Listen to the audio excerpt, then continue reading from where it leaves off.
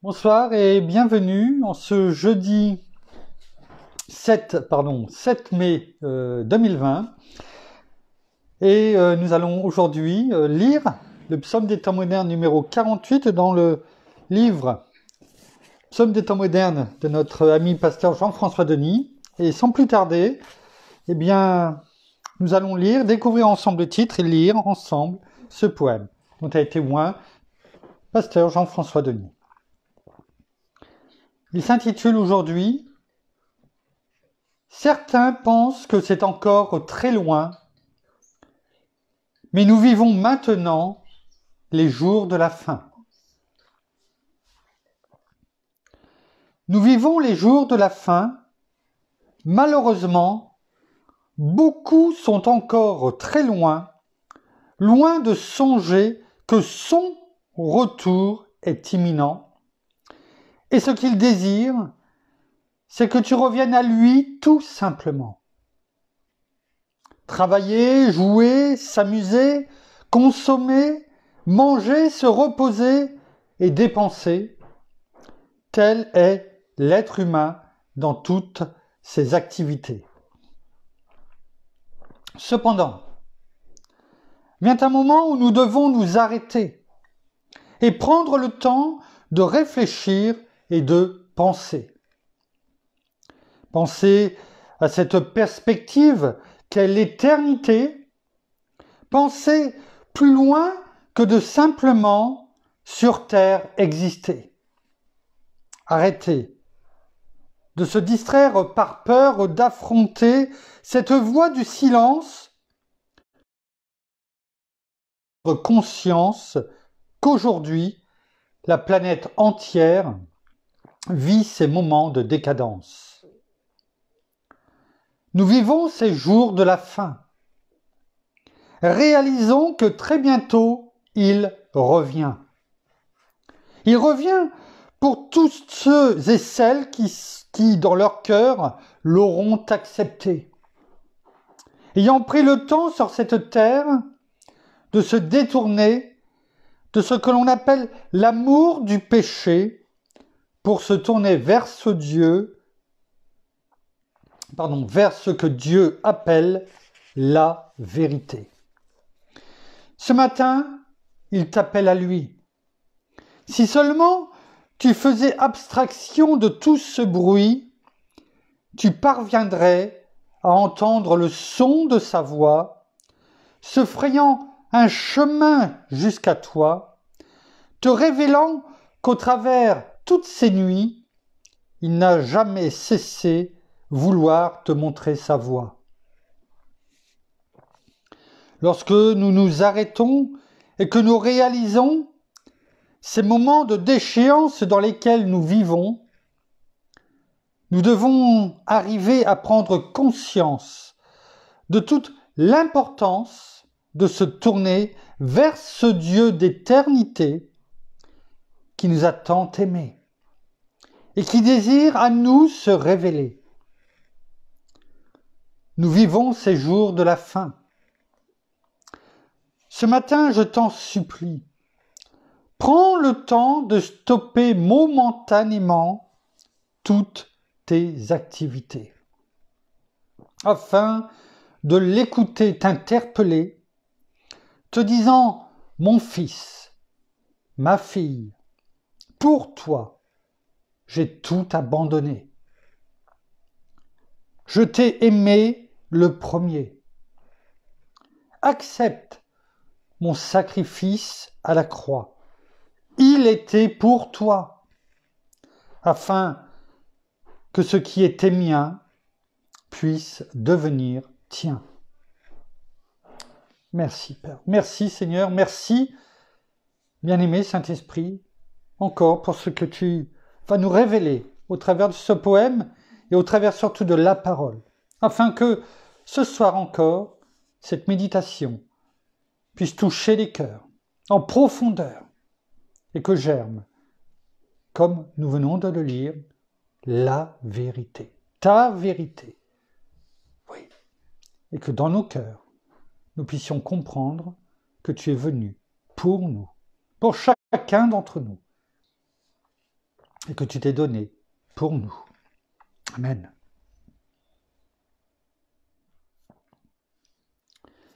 Pasteur Jean-François nous laisse quelques références ce soir. 2 Timothée, chapitre 3, versets 1 à 5.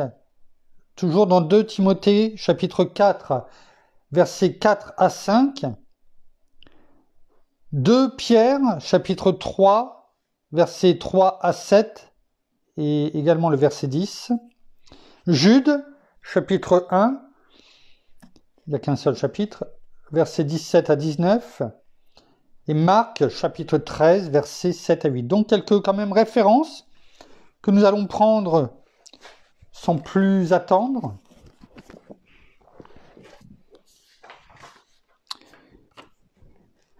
Et regardez, pour découvrir le thème aussi, dans lequel nous allons être guidés ce soir.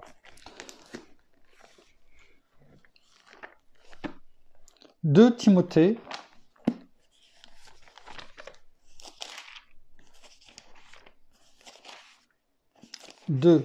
Timothée, je vais doucement, chapitre 3, versets 1 à 5. Il est écrit « Sache que dans les derniers jours surgiront des temps difficiles, car les hommes seront égoïstes, amis de l'argent, fanfarons, orgueilleux, blasphématoires, rebelles à leurs parents, ingrats, sacrilèges, insensibles, implacables, calomniateurs, sans frein, cruels, ennemis des gens de bien, traîtres, impulsifs, enflés d'orgueil, aimant leur plaisir plus que Dieu. Ils garderont la forme extérieure de la piété, mais ils en renieront la puissance. Et l'avertissement, éloigne-toi de ces hommes-là. C'est ce que Paul disait à Timothée, c'est ce que la parole nous dit à chacun d'entre nous aujourd'hui.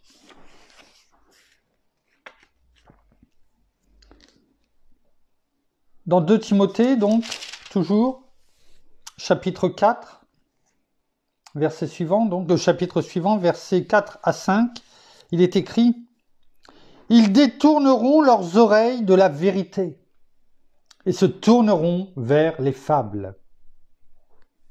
Mais toi, sois sobre en tout, supporte les souffrances, fais l'œuvre d'un évangéliste, remplis bien ton service. »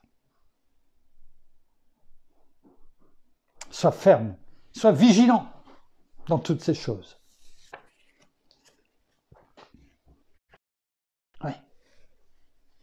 Dans deuxième épître de Pierre, deuxième épître de Pierre,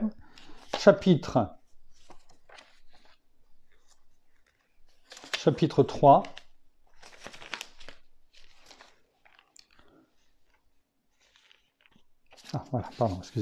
deuxième épître de Pierre, chapitre 3, versets 3 à 7.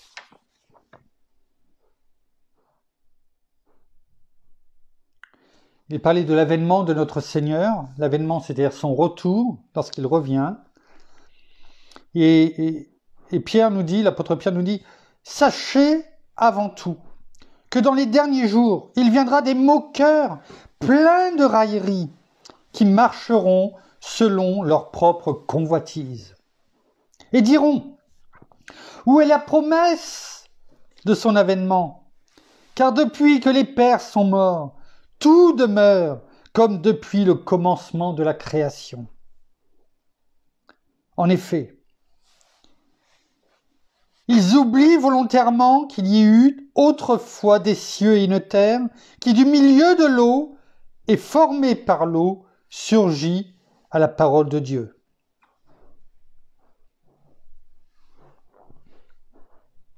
On va même lire de 3 au verset 10, on va l'englober. et que par les mêmes causes, le monde d'alors périt submergé par l'eau. On parle des temps de Noé. Mais par la même parole, les cieux et la terre actuels sont gardés en réserve pour le feu, en vue du jour du jugement et de la perdition des impies.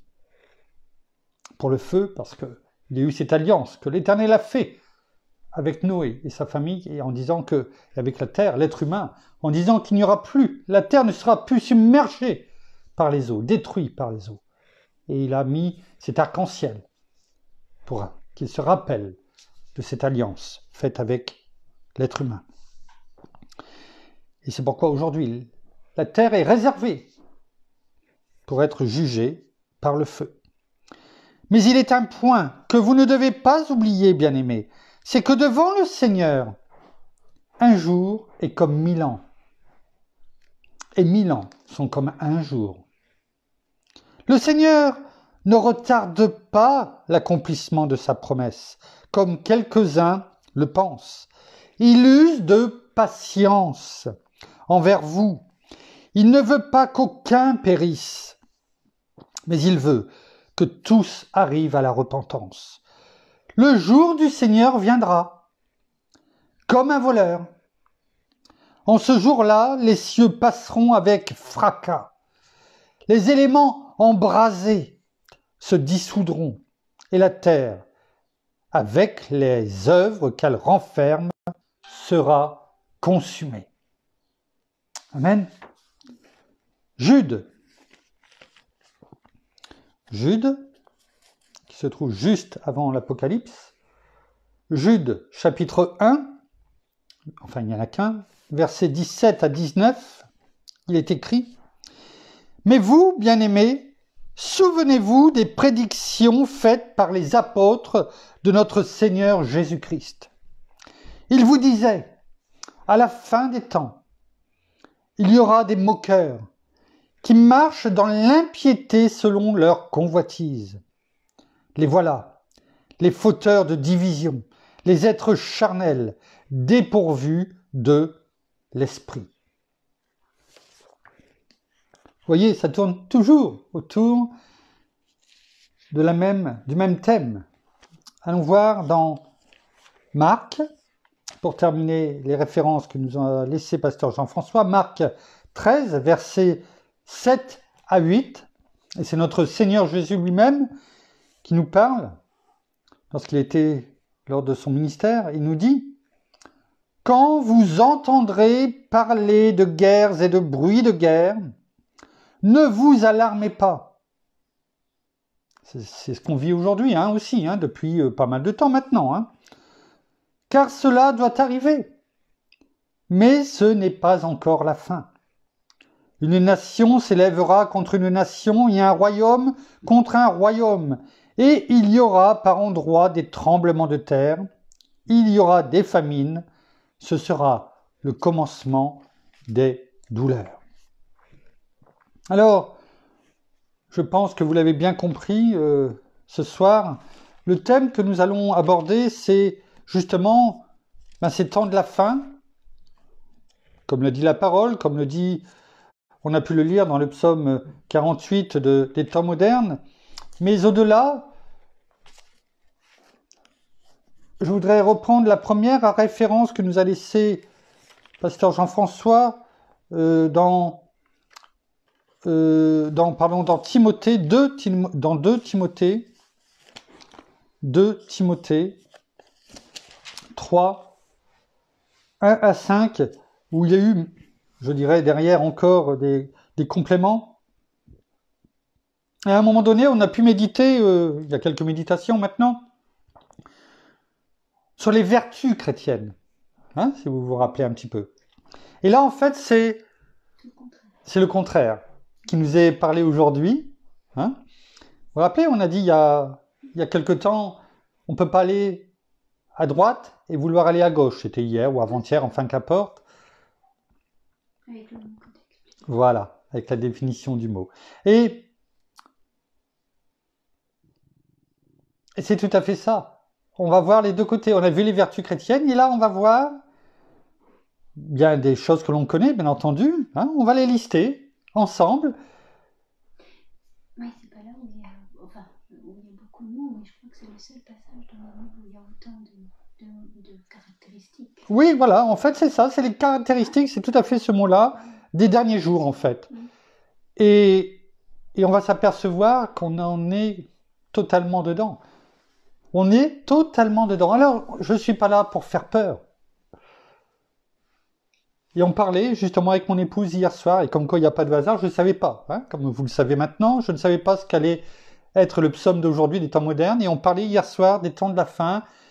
Mon épouse en a pleuré également pour ça. Et je lui ai dit, mais non, il faut en parler. La parole nous la met devant les yeux pour que l'on sache où on en est. Cela ne veut pas dire que c'est pour là, demain. Mais si on n'en parle pas et si on le cache, si on cache cette vérité, ce n'est pas bon. Rappelez-vous, l'Apocalypse, c'est écrit « Heureux ceux qui gardent ces paroles ». Donc c'est pour une bonne chose, pour nous qui croyons. Mais comme il nous est rappelé et qu'on l'a lu, rappelons-nous que un jour, c'est comme 1000 ans pour Dieu. Et 1000 ans, c'est comme un jour. Alors, ça veut dire, est-ce qu'il y a encore 1000 ans ? J'en sais rien, je ne sais pas. Il n'y a que Dieu qui connaît ces jours. Mais, toujours est-il qu'on est plus proche aujourd'hui qu'il y a 2000 ans quand notre Seigneur est venu. Et aujourd'hui, toutes les caractéristiques sont là, et on va les lister.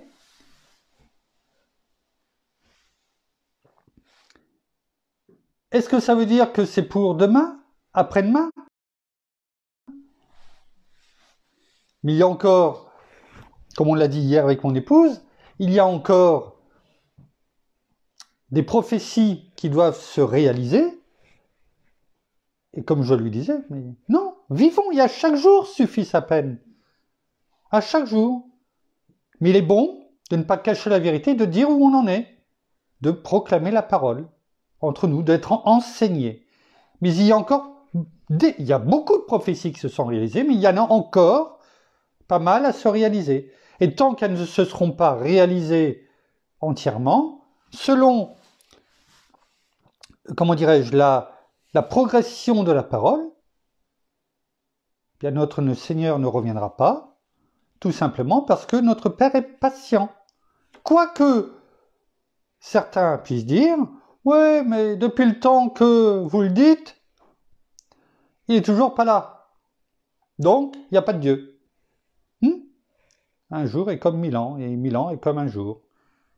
Et je dirais, tant mieux pour nous aujourd'hui s'il n'est pas revenu, parce que s'il était revenu ne serait-ce qu'il y a quelques années, est-ce que chacun d'entre nous aurions eu cette possibilité de paraître devant lui et d'être trouvé pur et de s'entendre dire juste, bon et fidèle serviteur, entre dans ma gloire, dans ma paix. Viens, je te garde avec moi. Je ne fais juste que poser la question. Donc tant mieux.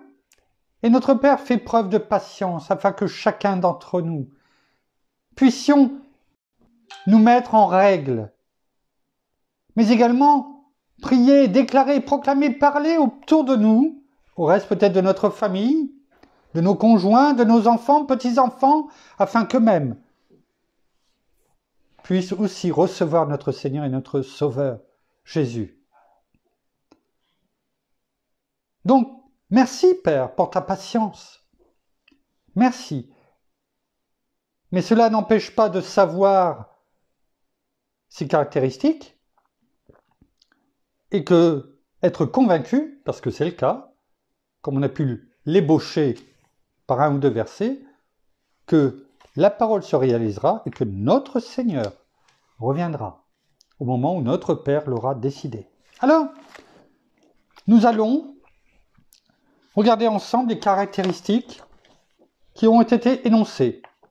Et là, je vais le faire de façon un petit peu différente que d'habitude. Oui, pourquoi ? Parce que au lieu de prendre les versets, eh bien, on va en regarder les définitions pour mieux les comprendre. Pour mieux les comprendre Parce que quelquefois, on entend des mots, des caractéristiques, et alors on sait plus ou moins. Mais aujourd'hui, le but, c'est de savoir plus que moins. Afin de se situer, d'être enseigné, de bien comprendre quelquefois le mot, parce que quelquefois on ne le comprend pas de la même façon, et c'est bon, c'est bon. Et on comprendra mieux au travers de ces caractéristiques ce qu'il est dit dans Matthieu 26 au verset 41, et c'est notre Seigneur qui parlait aux apôtres lorsqu'il était dans le jardin de Gethsémane, avant d'être qu'on vienne le faire prisonnier, venir le chercher. Et au moment où il priait, vous savez, c'est 3 prières, demandant que la coupe lui soit retirée, mais que ta volonté, Père, soit faite. Et donc, il est dit dans Matthieu 26, 41, et je vais vous la lire dans 3 versions différentes, afin qu'on la comprenne bien. Déjà, en français courant, Matthieu 26, 41, notre Seigneur dit « Restez éveillés et priez pour ne pas tomber dans la tentation. L'être humain est plein de bonne volonté, mais il est faible. » Déjà, ça nous situe. Oui, on est plein de bonne volonté. On est toujours prêt et prompt à vouloir faire les choses selon ce que la parole nous dit. Mais le Seigneur nous dit, mais il est faible. C'est pour ça qu'il nous dit dans la première partie, restez éveillés et priez pour ne pas tomber dans la tentation. Dans la nouvelle Bible seconde, il est écrit, veillez et priez afin de ne pas entrer dans l'épreuve. L'esprit est ardent, mais la chair est faible. Donc là, on comprend que c'est la chair qui est faible. Là où il est dit en français courant, l'être humain est plein de bonne volonté. Mais la chair est faible. Mais il est faible. L'esprit est ardent. L'esprit humain est plein. L'être humain est plein de bonne volonté. L'esprit est ardent. Mais la chair est faible. Et dans Parole de vie, il est écrit, restez éveillés et priez pour pouvoir résister quand l'esprit du mal vous tentera. C'est un esprit. L'esprit du mal vous tentera. Ça veut dire quoi ? La parole, elle est claire, là. Il va venir vous tenter. Ne pensez pas, n'imaginez même pas que ça ne sera pas le cas. Il va le faire. C'est ce que dit la parole. Il va le faire. Et il va le recommencer. Il l'a fait avec notre Seigneur dans le désert. Il est venu essayer de tenter notre Seigneur Jésus qui a résisté par la parole. Il est dit que Satan est reparti afin de revenir à un moment donné où plus favorable. Alors, imaginez simplement. Est-ce que vous pouvez imaginer, sachant qu'il savait qui était Jésus, qu'il va se dire, je vais le laisser tranquille, je ne reviendrai plus jamais. Il fuira loin de nous si on fait les choses, comme il est dit dans Jacques 4 au verset 7. Il fuira. Mais ça n'empêche pas qu'il essaiera de revenir, de nous tenter. C'est pourquoi il est dit, restez éveillés et priez, tenez donc ferme. Vous voyez, tout se remet en boucle. Le puzzle se forme. Alors, on les a entendus, on nous a parlé de corruption. C'est quoi la corruption ? Il y a 3 façons de le voir. Je lis, c'est les définitions que j'ai été chercher aujourd'hui. La corruption, c'est l'action de changer l'état naturel d'une chose en la rendant mauvaise. C'est-à-dire quelque chose qui peut être bon au départ, eh bien, on va la changer pour la rendre mauvaise. Et généralement par décomposition. C'est pourquoi on entend parler de la corruption de la chair, de l'air, corruption de l'air, arriver à un certain degré de corruption. Voyez ? Deuxième façon de voir les choses, c'est l'état de ce qui est corrompu. On parle même d'odeur de corruption. C'est pourquoi le synonyme de corruption peut être infection, pestilence, c'est-à-dire ce qui sent mauvais, pourriture. Vous voyez la corruption ? On ne la voyait pas forcément comme ça. Et ramener tout cela à l'état de ce que la parole dit. On parle des personnes, de l'état des personnes, c'est-à-dire qu'elles sont pourries, elles sentent mauvais. Hein, c'est ça le but, hein, de faire le rapport avec les personnes. Voilà ce qui arrivera. Elles sont infectées. On a changé l'état naturel qui était au départ pour faire le bien en la rendant mauvaise. C'est aussi le côté altération, c'est-à-dire changer la personne en mal, sous l'effet de causes externes ou internes. On parlait de l'esprit du mal, intérieur, ou externe, parce que la personne va se laisser tenter par tout ce qu'il y a autour de lui. Convoitise des yeux, convoitise de la chair, orgueil de la vie. Vous voyez, rien qu'avec le mot corruption, on voit déjà les choses de façon différente. Eh oui. Voici, c'est ça, par rapport à la personne. Le blasphème, c'est quoi ? C'est que les personnes auront des paroles, alors déjà aujourd'hui, des paroles ou des actes qui outragent une divinité. Donc on parle de qui là ? De Dieu, tout simplement. Ou une religion. Mais on sait très bien que là, on parle de Dieu. Parole ou acte qui outragent Dieu. Comme par exemple, le blasphème contre le Saint-Esprit. Et on sait très bien que la parole dit que ce péché ne sera pas pardonné. Eh oui. L'égoïsme. Les personnes seront égoïstes. Qu'est-ce que ça veut dire ? C'est-à-dire qu'il y aura un attachement, et il y a un attachement excessif, c'est-à-dire au-delà de la norme,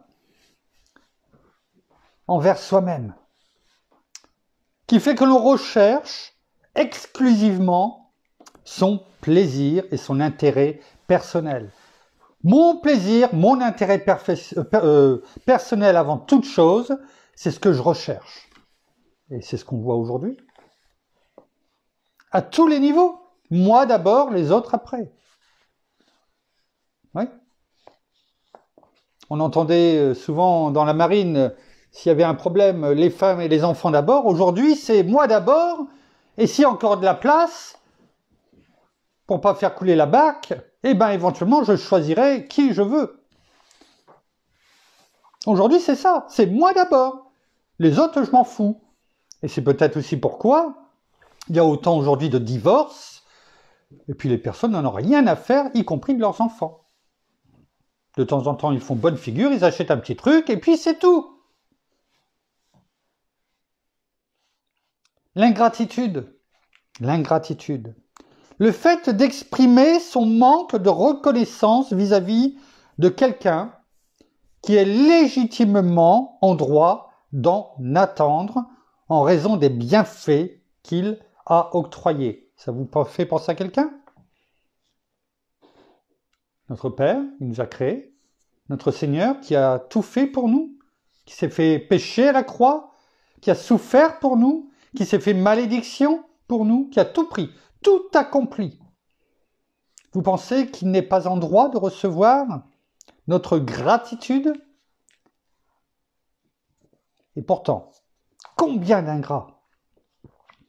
Alors vis-à-vis de Dieu, là on parle de Dieu. Je ne parle pas des personnes vis-à-vis de nous, en tant qu'enfants de Dieu. Je parle juste vis-à-vis de Dieu, de notre Seigneur, de notre bien-aimé Saint-Esprit.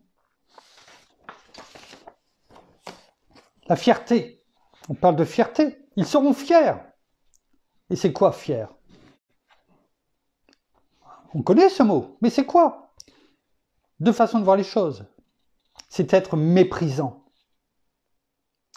Synonyme, prétentieux, vaniteux, dédaigneux, hautain, arrogant. C'est ça la fierté. Vous voyez, hein? On en connaît tous. Le but aussi, c'est de se regarder soi-même. Arrêtons de regarder la poutre qui est dans l'œil, enfin la paille qui est dans l'œil de son voisin ou de quelqu'un d'autre, mais regardons la poutre qui est peut-être dans le nôtre. Et retirons, parce que c'est le but de cette méditation, retirons les traits de caractère, les caractéristiques qui peuvent être encore dans nos vies,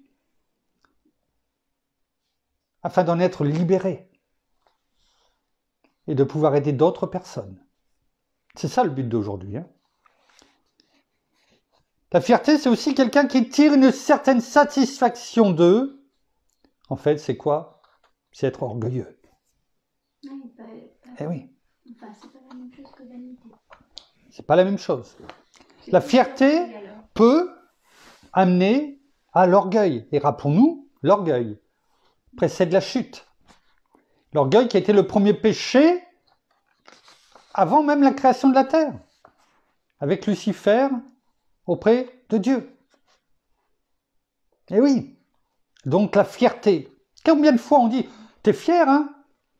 T'es fier ?» Ouais. Ben, je dirais franchement, aujourd'hui, je le vois de façon complètement différente. Quand on dit « Tu peux être fier d'eux, hein ?» Eh oui, mais maintenant, quand on rentre un peu plus dans le détail de ce que ça veut dire, arrêtons quelquefois de proclamer des mots qu'on ne connaît pas forcément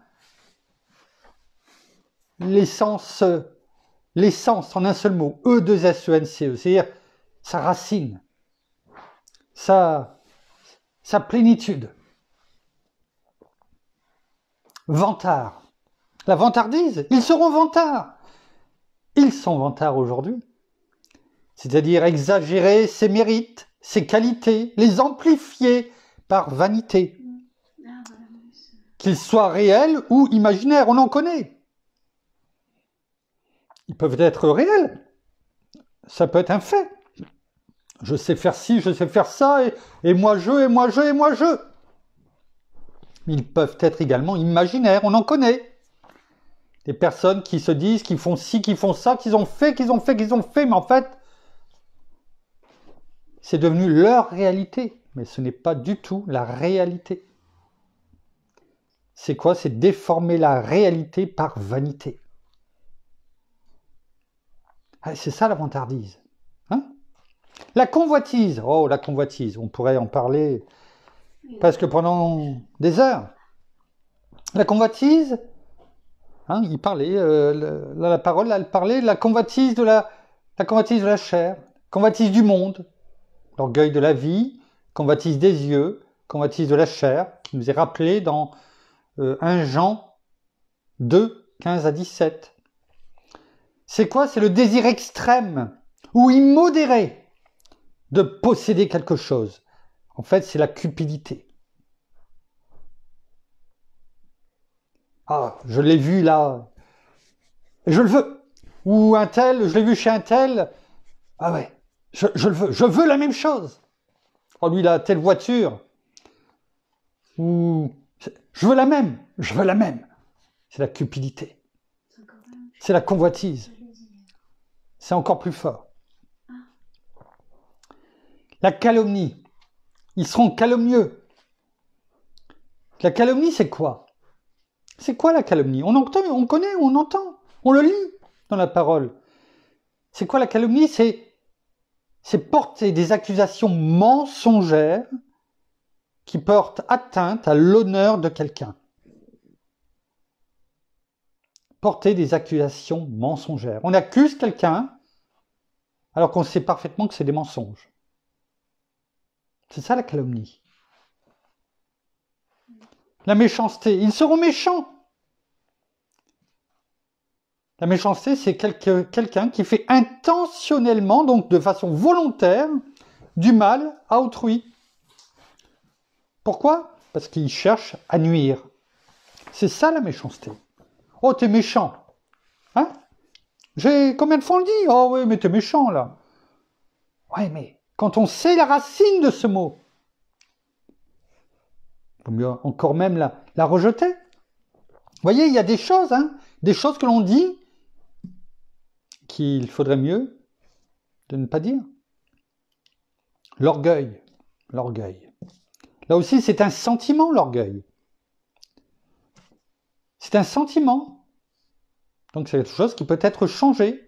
Et comme je me rappelle, le pasteur Georges qui nous avait dit, le sentiment, le ressenti, ce qu'on sent, ment.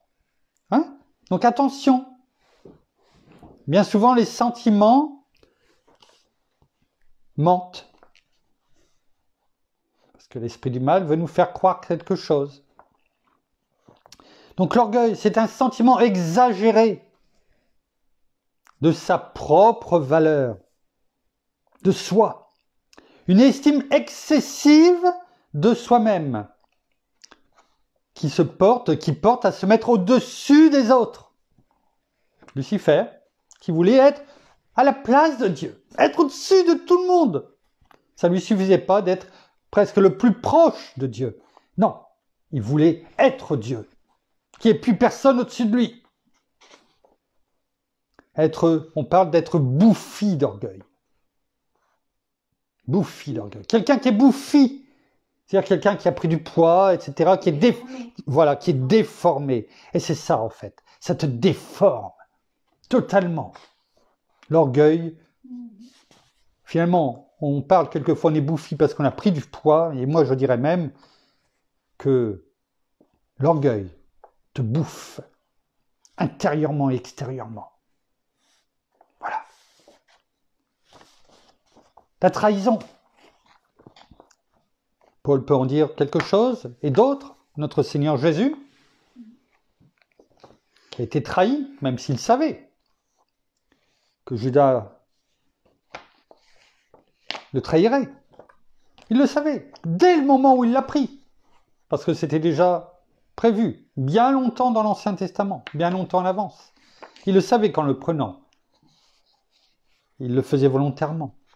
Parce que ça devait se passer comme ça, c'était écrit. C'est quoi la trahison? C'est un manquement à la parole donnée, à un engagement, à un devoir de solidarité. C'est ça, la trahison. Quelquefois, on pense qu'on trahit quelqu'un simplement... Voilà. Non. C'est en honorant pas, en fait, ce que tu as promis, en fait. Tu fais un vœu. C'est pour ça que la parole nous dit, faites attention. Ne faites pas un vœu à Dieu si vous n'êtes pas prêt à l'honorer. Parce que c'est quoi? C'est un manquement à la parole donnée. À son engagement que l'on a pris envers Dieu, envers notre Seigneur. Respectez vos vœux. Quand vous le faites, respectez-le. C'est pourquoi la parole dit, vaut mieux encore ne pas le faire plutôt que de ne pas le respecter. C'est une trahison. Le rejet. Alors le rejet, on en parle, on le revoit partout. On le voit partout. Les psychologues se font une fortune avec ça, le rejet. Rejet de soi, rejet des autres, rejet des parents. Voilà, et c'est vrai, c'est un esprit, l'esprit de rejet. Et les gens, il est dit dans la parole, rejetteront les gens, mais aussi Dieu. Et on le voit. Avant, la Bible était étudiée dans les écoles. On priait dans les écoles.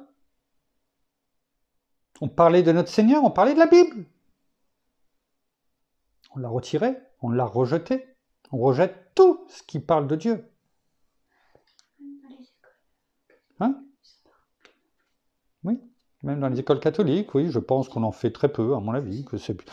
La plupart, sauf si elles sont complètement indépendantes, et là, à ce moment-là, elles n'ont plus de subventions de l'État, et à partir du moment où on a des subventions de l'État, on est obligé de suivre le programme de l'État. Ah oui, sinon, il n'y a pas d'apprentissage. Donc le rejet, c'est le fait de repousser quelque chose ou quelqu'un. La parole parle de l'apostasie, rejeter Dieu. Et on en a parlé il n'y a pas longtemps avec Démos. Est-ce qu'il l'a rejeté ou pas? On n'en sait rien. Mais malheureusement, il y a beaucoup de personnes, il est dit, dans les derniers temps, qui rejetteront Dieu, y compris des enfants de Dieu. On l'a lu là déjà. Il est parlé d'ouïe, de surdité. Oui, être sourd. C'est quoi la surdité? C'est une diminution très importante, voire une existence totale de l'audition, qu'elle soit congénitale ou acquise.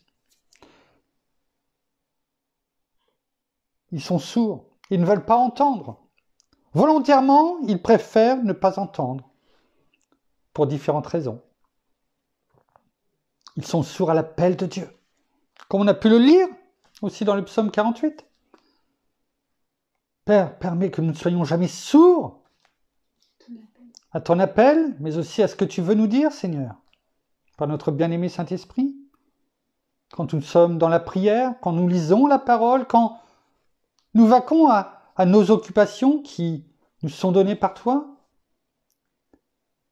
sachons, comme le disait Pasteur Jean-François, eh bien, être aussi à ton écoute. Restons à ton écoute. Faisons des temps de pause et demandons chaque jour que nous ne soyons pas sourds. Nous avons besoin de toi, Père. Nous voulons t'entendre, t'écouter. Les fables. Ils écouteront des fables. C'est pourquoi même des enfants de Dieu se feront avoir, notamment par le faux prophète, par l'antéchrist et l'antichrist, par ses mensonges. C'est ça, les fables. C'est aussi un peu de flatterie. La flatterie, oui, comme dans les fables de La Fontaine. Hein? Mais c'est ça, c'est des faux récits. Une fable, c'est un faux récit. Les fables de La Fontaine, c'est des faux récits. Effectivement, à la fin, il y a une morale pour nous aider à réfléchir. Mais c'est des faux récits. Quand on y réfléchit, le corbeau et le renard, vous avez déjà vu un corbeau avec un fromage dans la bouche, enfin dans le bec. Le lièvre et la tortue. Le but, c'est de retirer des choses, certes, mais c'est des faux récits, des mensonges. C'est ça. Alors vous voyez, on a pris le temps, au travers de la parole, de prendre tout ce qui était énuméré et d'en sortir les définitions, afin que l'on ait conscience de la portée de ces mots. Quand on les dit, quelquefois de façon anecdotique, mais aussi de réfléchir si on n'est pas dans certaines caractéristiques, afin de les corriger. Parce que il est une certitude, quand on a pu le lire, comme au travers du psaume 48, mais au travers de la parole, il y a une certitude. C'est que comme au temps de Noé, eh bien les gens étaient dans toutes ces caractéristiques vis-à-vis de leur vie, mais aussi vis-à-vis de Noé et sa famille. Noé a quand même, pendant pratiquement 100 ans, pendant un siècle, c'est long, 100 ans, écouté Dieu, obéi, construit cette arche monumentale, à un endroit où il n'y avait pas d'eau. Et combien il a dû supporter tout ce qu'on vient de lire. Ce n'est pas simplement quelques railleries au travail. Combien de fois on peut rentrer du travail et dire « Oh là là là là, un tel, il m'a pris la tête, etc. Il n'a pas été sympa, il était méchant avec moi. » Et ça, c'est simplement pour un peu de temps. Moïse et sa famille ont dû, pendant 100 ans,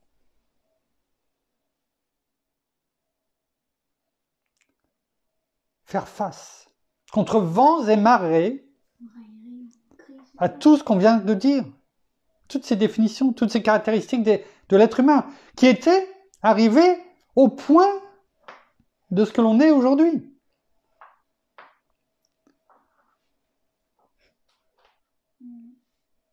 C'était pareil. Vous croyez que c'était mieux? Je dirais même qu'aujourd'hui, on en est peut-être encore pire, avec tout ce qu'il y a en plus au niveau des médias. Parce que là-bas, ils faisaient, ils ne voyaient pas. Aujourd'hui, non seulement on fait, mais beaucoup voient, ne serait-ce qu'au travers de la pornographie, sur les médias sociaux, ou tout ce qu'ils peuvent entendre, je dirais, comme les églises sataniques, enfin, tout. Et il n'y avait pas tout ça à l'époque. Ils faisaient. Mais aujourd'hui, non seulement ils peuvent faire, et ils font, mais ils voient, sans faire. Et c'est pas mieux. C'est pas mieux. Pour Dieu, c'est exactement la même chose. Voir ou faire, c'est pareil.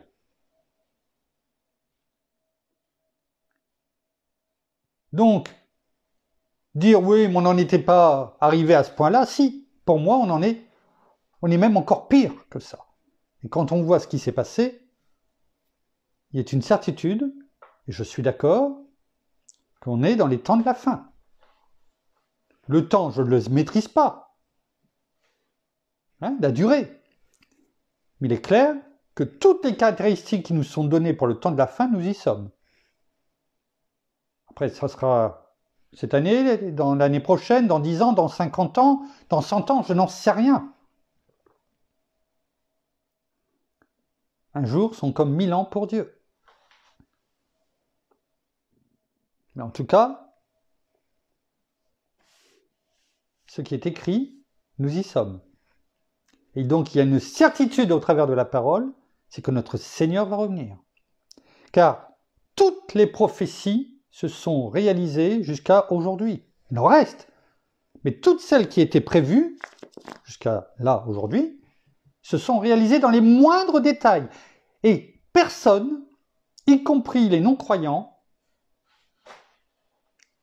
qui étudient la parole comme un livre, qui font même les archéologues, etc., ne peuvent dire le contraire. Et il ne se passe pas une semaine sans qu'il y ait une découverte qui vienne rendre gloire à la parole en disant, ben oui, il y a ça. Découverte archéologique ou autre, qui viennent rendre gloire à la parole en disant, ben oui, ça confirme ce qui vient, ce qui est écrit. Alors aussi bien au niveau archéologique, au niveau politique, au niveau économique, au niveau virus, maladie, etc., tremblement de terre, bruit de guerre, etc. Tout ce qui est écrit s'accomplit. Est-ce que vous pensez que tout se réalise, mais que la seule chose qui ne se réaliserait pas, ce serait le retour de notre Seigneur, son avènement? Quelle hypocrisie!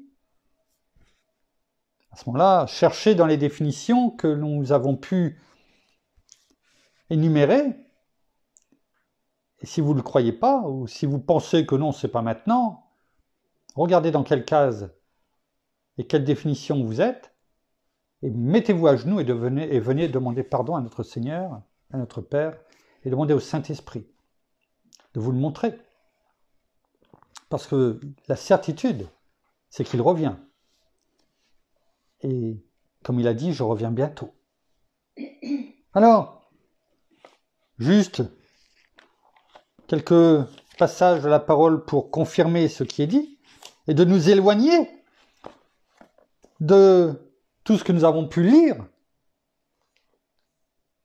en caractéristiques pour chacun d'entre nous. Psaume 62, verset 13, il est écrit « À toi aussi, Seigneur, la bienveillance, car c'est toi qui rends à chacun selon ses actes. » Nous devons rendre compte de nos actes. Et c'est notre Seigneur Jésus qui va rendre à chacun selon ses actes. Donc, il vaut mieux être trouvé pur, comme disait mon épouse tout à l'heure, plutôt que de prendre le risque d'être rejeté. Ne jouons pas avec Dieu. On a perdu d'avance. Et franchement, je ne m'amuserais pas à prendre les dés de la vie, et de les jeter en disant on verra bien. Peut-être que j'arriverai à passer au travers. Hein, vous savez comment on dit, passer au travers des gouttes. Non. Dieu voit tout. Il sait tout. N'oubliez pas qu'il est omniscient, omniprésent, omnipotent, il sait tout. Pendant qu'on parle, il voit tout, il sait tout. Il nous entend. Et il voit aussi nos cœurs. Dans les profondeurs de notre cœur et dans les noirceurs qui peuvent être encore là.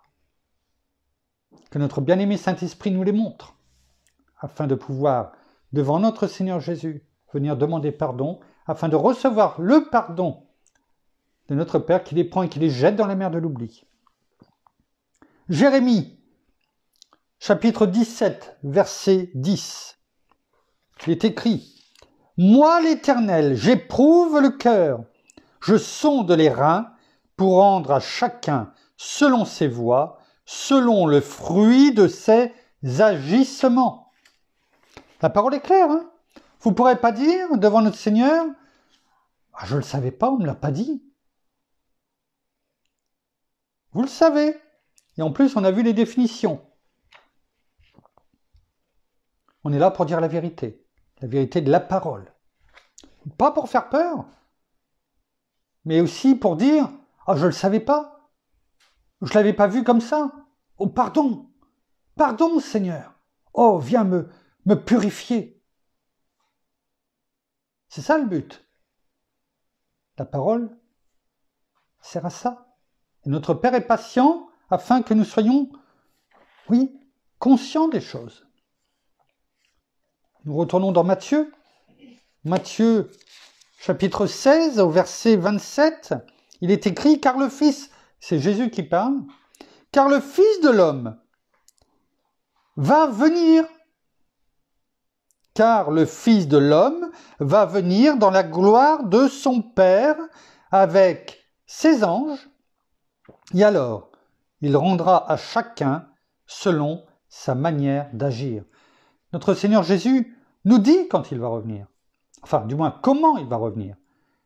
Il dit, il va revenir. Il va venir. C'est une certitude. Il va. Pas peut-être. Il va venir. Et il ne reviendra pas seul. Il revient avec les anges. Ces anges. Il n'est pas dit avec les anges, il est dit avec ces, S-E-S. Avec ces anges qui ont été mis au service de notre Seigneur Jésus, sur qui il domine.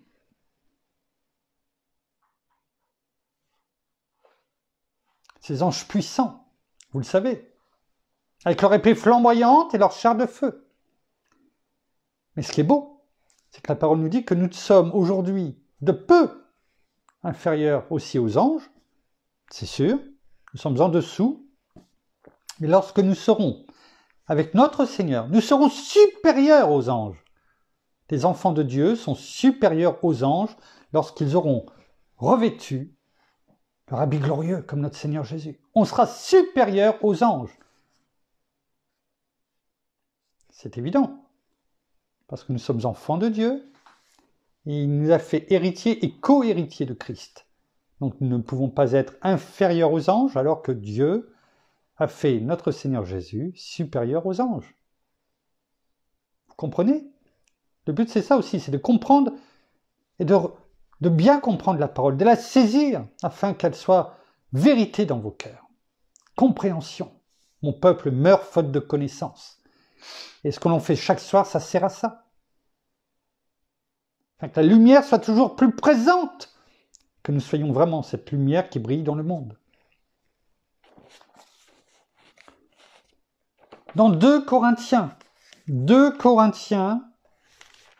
chapitre 5, verset 10, il est écrit « Car il nous faut tous comparaître devant le tribunal du Christ, afin qu'il soit rendu à chacun d'après ce qu'il aura fait dans son corps, soit en bien, soit en mal.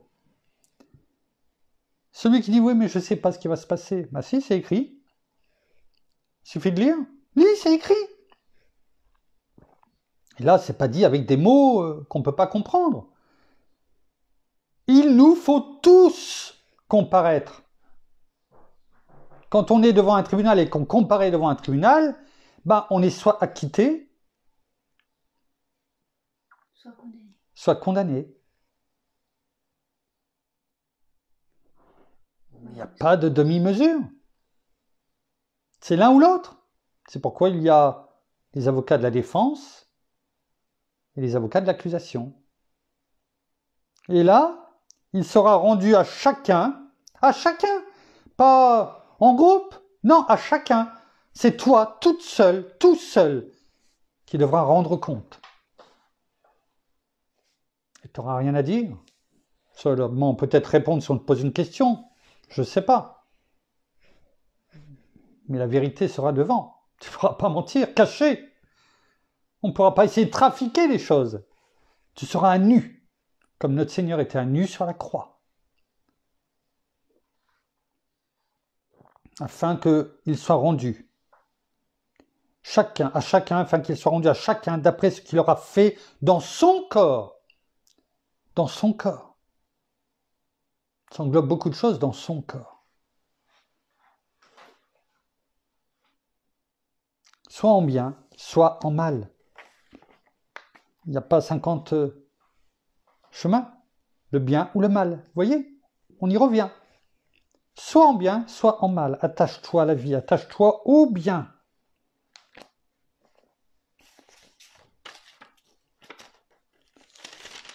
Dans 1, première épître de Pierre, chapitre 1, verset 17. Et si vous invoquez comme Père celui qui, sans considération de personne, juge chacun selon ses œuvres, conduisez-vous avec crainte pendant le temps de votre séjour sur terre. Dieu est un juste juge. Il fait pleuvoir sur tout le monde. Est-ce que quand il pleut sur les méchants, sur ceux qui ne sont pas en Christ, et puis sur nous en tant qu'enfants de Dieu, il ne pleut pas? Vous n'êtes pas mouillés? Vous n'avez pas besoin de parapluie?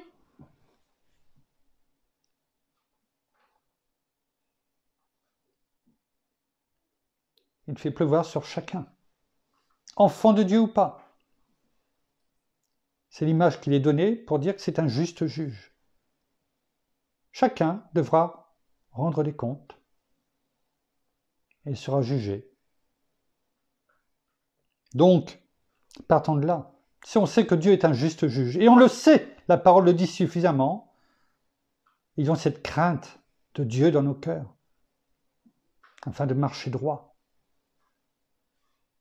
d'éradiquer tout ce qu'on a pu dire aujourd'hui, et de marcher dans les vertus chrétiennes dont je vous renvoie dans les méditations que l'on a faites. De tout ce qu'on dit au quotidien. Parce qu'il faudra rendre compte de tout cela.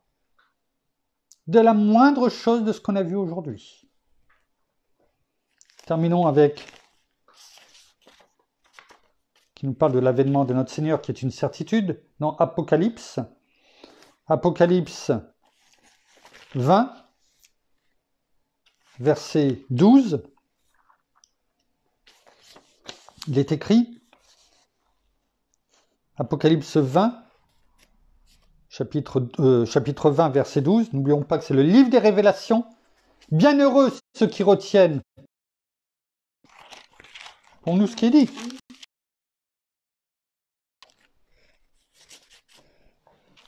Dire des choses qui ne seraient pas justes. Heureux, chapitre 1, verset 3.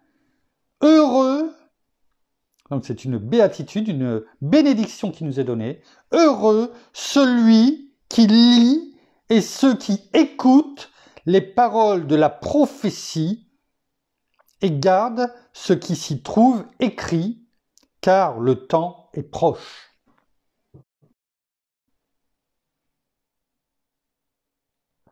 qui lit, qui écoute et qui garde. On en a déjà parlé.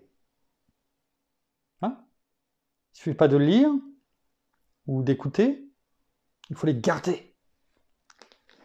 Il est dit heureux. C'est une bénédiction si on le fait. Donc c'est une bonne nouvelle pour ceux qui le font.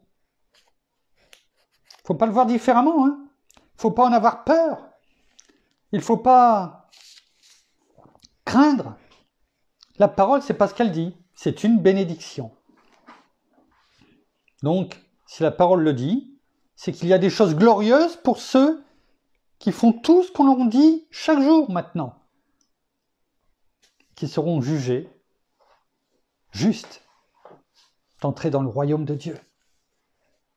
Et ça sera le cas pour chacun d'entre nous. Comme il est dit dans Romains 15, 17, et notamment 17, si nous souffrons avec Jésus-Christ jusqu'à la fin, afin d'être aussi glorifiés avec lui. Et ça sera le cas. Enfin, dernier verset, Apocalypse 22, ça fait quelque temps qu'on parlait, vous voyez, comme quoi on y revient. Simplement verset 12, c'est notre Seigneur Jésus qui parle. Donc, vous ne pouvez pas croire en notre Seigneur et occulter tout le pan de l'Apocalypse, c'est quand il dit qu'il revient. C'est pas possible. Déjà, si vous faites ça, c'est pas bon. La parole est vraie, de la première lettre de la Genèse à la dernière lettre de l'Apocalypse. Mais tout est bon pour nous, en tant qu'enfants de Dieu, à partir du moment où on le fait. Il est dit, celui qui m'aime, c'est celui qui garde mes commandements et ma parole.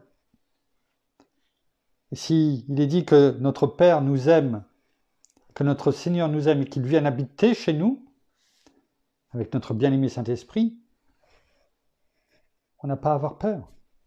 On n'a pas à avoir peur, parce qu'on sait où on va être pour l'éternité, glorieuse, que l'on va revenir sur la terre avec lui, mais qui ne sera plus du tout la même terre.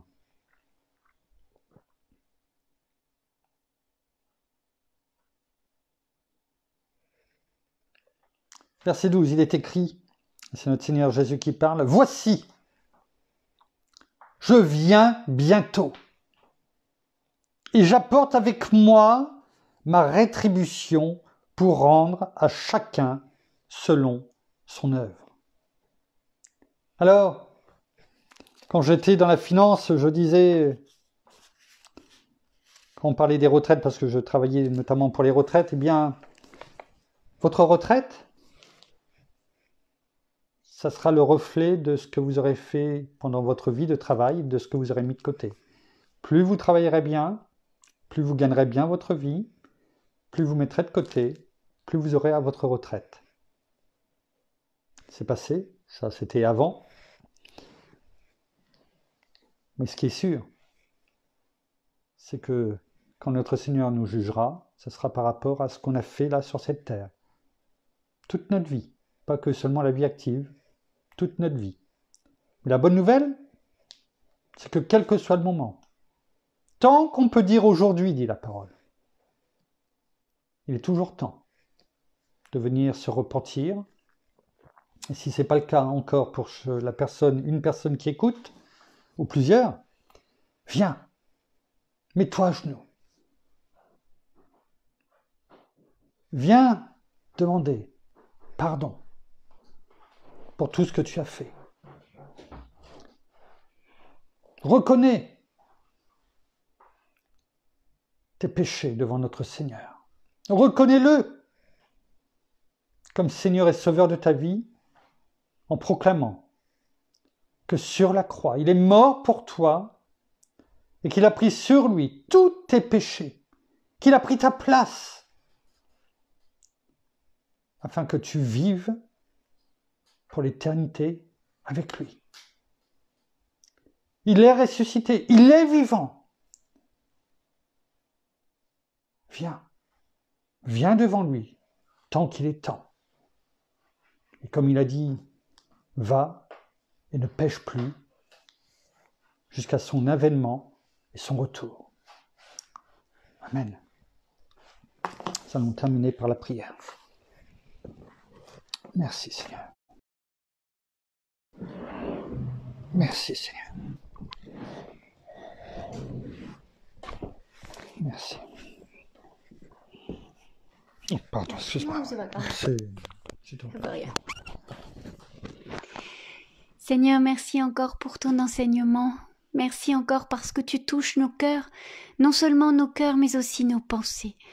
Et que nous venions vraiment à toi pour être lavés de toutes ces choses, de toute peut-être cette hypocrisie, de toutes ces méchancetés, de toute cette vanité, de tous ces mensonges, de toutes ces choses de la vie active où nous sommes actuellement, que nous soyons lavés de tout cela, tout ce que nous avons entendu, que ce soit la cupidité, que ce soit les jalousies, que ce soit même les méchancetés, que nous soyons lavés de tout ça et que vraiment nous puissions vraiment nous tourner vers toi afin que nous soyons vraiment dignes et que nous soyons vraiment reconnus justes devant toi. Abandonnons toutes ces choses du monde qui sont vaines, qui sont futiles, qui sont éphémères, pour nous attacher à la vie éternelle, pour nous attacher au royaume qui vient d'en haut, qui lui est véritable, qui lui est vrai et qui est l'éternité. Oui, accrochons-nous à toute parole qui est dite parce que c'est la vérité. Merci, merci Père, parce que tu es un Dieu juste et jusqu'à la fin. Tu nous tends cette main, tu nous tends ce bras en nous disant « Viens, je t'attends ». Alors remettons chaque jour bien tout ce qui est aussi bien dans notre journée, dans notre vie. Oui, nous pouvons être agacés, souvent irrités par les choses de la vie, dans notre travail, dans nos connaissances, notre amitié, tout ce que nous faisons dans la journée, par notre vie quotidienne, pour ceux qui ont des enfants, pour être avec les enfants, surtout des fois dans les moments de confinement comme l'on ne vit au jour d'aujourd'hui. Bien sachons venir à toi et te demander pardon pour les choses que nous pouvons dire, que nous pouvons faire, même si nous ne nous en rendons pas compte, des blessures que nous pouvons aussi infliger aux personnes, ne serait-ce que par un simple mot, un regard, ou même une parole, ou même un geste qui peut être mal interprété ou mal ressenti. Eh bien, venons à toi et te demander pardon. Alors oui, rejetons toutes ces choses dans nos vies et nous voulons proclamer encore le chemin et la vérité devant toi. Merci. Oh, merci encore pour cet esprit de discernement que tu nous donnes, mais aussi cet esprit de révélation que tu mets en nous, afin que nous reconnaissions comment nous sommes, oui, nous, non pas comme nous l'avons entendu tout à l'heure, voir le voisin, la sœur, le frère, les enfants, les parents, mais nous, comment nous sommes devant toi, comment nous sommes tout simplement. Alors oui, venons à toi et regardons à nous-mêmes, tout simplement. Alors merci Père encore de cet esprit de révélation et de discernement afin de voir les choses, mais aussi pour nos oreilles, pour notre vue, à voir toutes ces choses dans nos vies et à les entendre, et surtout entendre ta voix quand tu nous parles. Non, ne restons pas sourds, mais ayons vraiment cette oreille attentive pour entendre toute parole qui vient de toi, qui nous dit « Viens, Viens mon enfant, je t'attends. Viens et ne pêche plus. Je t'attends, mes bras sont ouverts. Je t'attends avec un amour si grand. Laisse-moi t'aimer, tout simplement. Dans le nom de Jésus. Amen. Voilà, ainsi s'achève cette méditation de ce soir. Nous vous donnons rendez-vous demain au même endroit à la même heure. Nous vous bénissons abondamment et nous vous aimons. À demain. Au revoir.